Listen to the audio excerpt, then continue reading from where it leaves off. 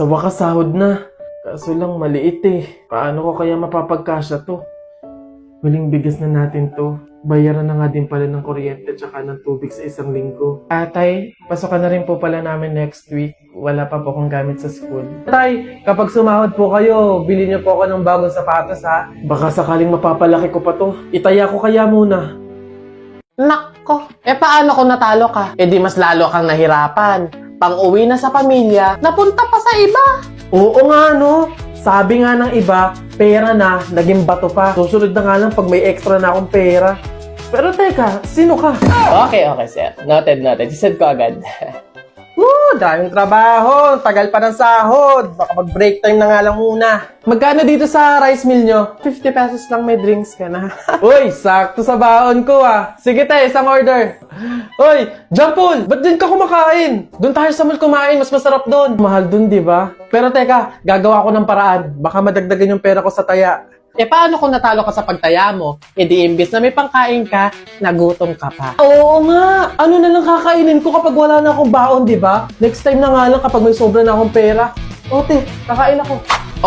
Pause muna sa gaming kung wala pang budget ha. Sa Digi Plus app tulad ng Bingo Plus, Arena Plus, and Game Zone, meron silang responsible gaming tools na pwede iset ang iyong daily limits para makatulong sa responsableng paglalaro.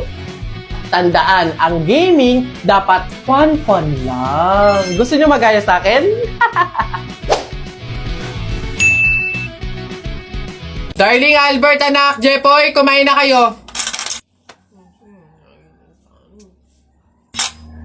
Oh, anyari sa inyo? Bakit ganyan mga itsura nyo? Kasi darling, natalo kami nung pamilya ni paring Kaloy dyan sa nauusong flip-top ng mga bata ngayon. Visit.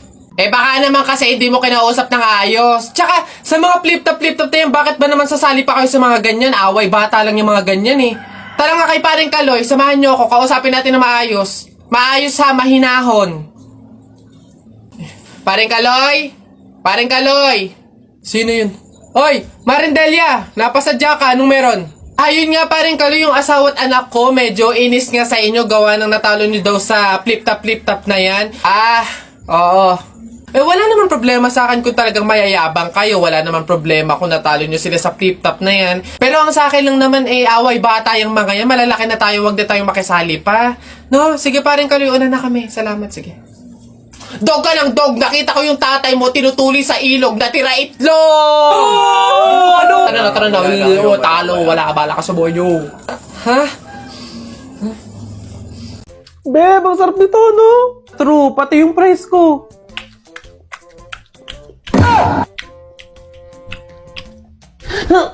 Aray!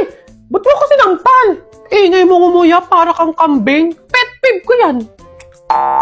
Sure ka ba dadating pa si Gemma? 1 hour na talaga tayo naghihintay dito. Parating na yun, hintayin pa natin. Hoy! Ano? Itigil mo nga yung legs mo para ka natatain na naiihi na inaatake na hindi mo maintindihan. Pet peeve ko din yan eh. Oo, tapos ano pa sinabi sa'yo? Magkita daw kami sa Talipapa ng 4 p.m. Feeling ko closure yun, pero hindi ako papahalata. Teka nga, hindi ako makapokus sa story mo. Sa tigyawat mo ako nakapokus. Ay, sorry hindi ko kayang desisyonan yung mga pimple na to. Dahil kaya mo, mag-Dr. Leo Acne Drying Lotion ka kasi. 24 hours lang liliit magda-dry out at hindi nakapansin-pansin yung mga pimples mo. Hindi lang yan, makakatulong din to para sa mga future breakouts mo. O ito pa, it also works on stubborn acne marks to improve skin quality. Totoo pala talaga.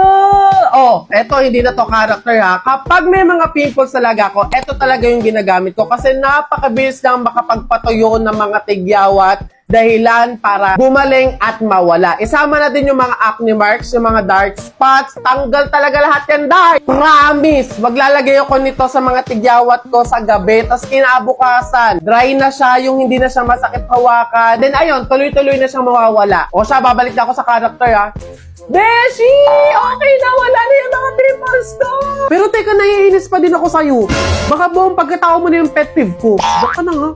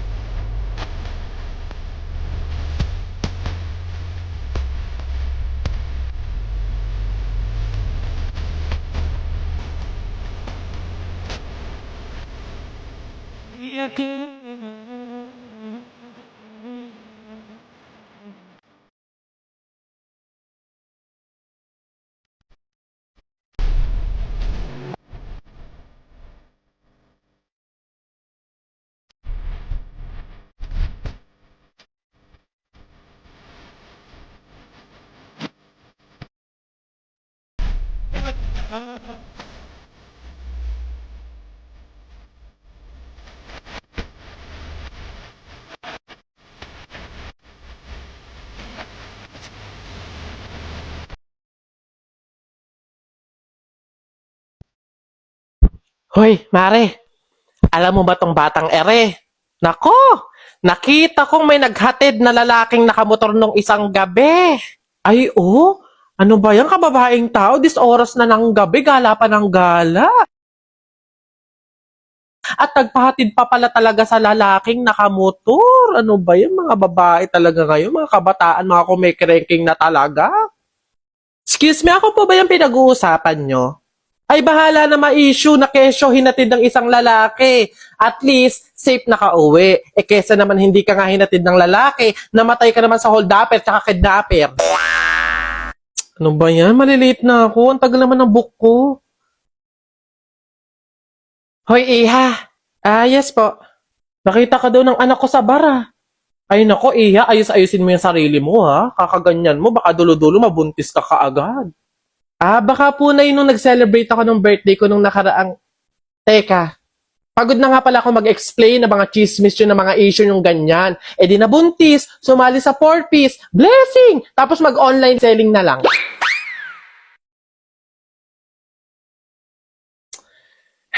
Girl, alam mo ba, meron ako nabalitaan. Yung iba dyan, bali-balita sa buong campus, eh ang dami daw kalandian. Aba, tatlo-tatlo ang lalaki. Mahiya naman. Sa true. Diyos ko, how yarn? Magtira naman ng lalaki. Ah, mga beb, excuse me ha, baka naman mga tropa kong lalaki yung... Ah, oo, mga lalaki ko yon, may pang umaga, tanghali at gabi. Para madaming extra, di ba? Ali lalaki, anytime, anywhere.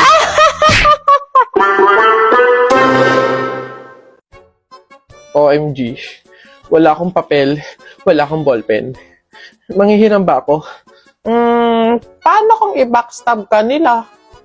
Oo, tsaka baka marinig pa ng mga kaklase natin tapos ipagkalat pa sa ibang section. Nakakaya yun. Feeling ko nga. Wag na nga. Oh, uy, sama-sama sila kumain, oh. Sabay ba ako? What if hindi ka naman nila bet? Kumbaga hindi ka naman belong sa kanila. O kaya, baka mas masarap yung pagkain nila kaysa sa'yo. Di ba? So embarrassing. Oo nga, no. Ano ba yan? Hindi ko na alam yung gagawin ko. Ay, alam ko. Manonood na lang ako ng inaabangan na Inside Out 2. This coming June 12, 2024. Next week ay mapapanood na ang Inside Out 2 in cinemas. Tara, nood tayo. Sa bandang north ako manonood ah. Sige, bye. Sa may south naman ako. Sige. Teka, sasama ako. Uy. Ate, yung kapatid niyo po si Jennifer, may kaaway po dun sa room. Susubo kita sa ate ko. Lagot ka dun, kala mo dyan ah. Ano meron dito? Ate, nasaan ako niyan? May putok daw ako tapos ang dami ko daw kuto. Siya naman po kasi yung nauna eh. Sabi niya wala daw akong nanay tapos Gatorade daw yung tubigan ko. Hoy ikaw, kilalanin mo binabangga mo ah. Hindi mo kami kilala. Umayos ka, sinasabi ko sa'yo. Susubukan na sa nanay ko. Hello, Beb? Hi, Beb. Ano yan? Baka may extra ka dyan. Pangbayad ko lang sana sa school para makapag-exam na ako. Ibabalik ko naman agad sa 1 linggo. Ay, pasensya ka na, Beb ha. Wala din ako ngayon eh. Sige. Salamat. Bibigyan mo pa ako ng obligasyon. Ayaw gumawa ng sarili niyang paraan. Wow, ganda naman nito. Magkano ba to?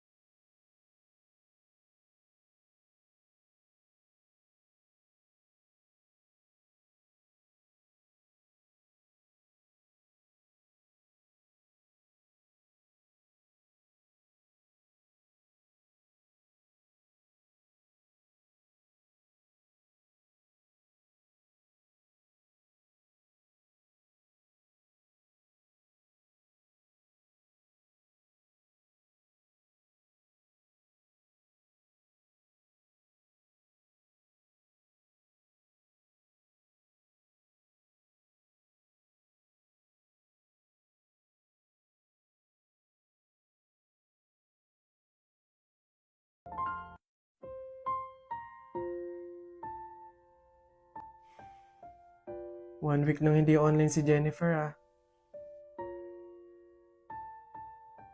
Hello, Jennifer? Hello, Iha? Oh, tita, bakit kayo pa yung sumagot? 1 week na po kasing hindi nag-online si Jennifer eh. Kakamustahin ko po sana siya. Iha, wala na si Jennifer. Ano po? Pasensya ka na kung hindi ka namin nasabihan agad ah. Nagkaroon ng tubig yung baga niya. Nagkaroon din ng malaking bukol yung dinadaluyan ng hangin kaya maging mga oxygen dito sa hospital eh hindi na kinaya. Iha, mamaya na yung libing niya. Iniwan na tayo ni Jennifer.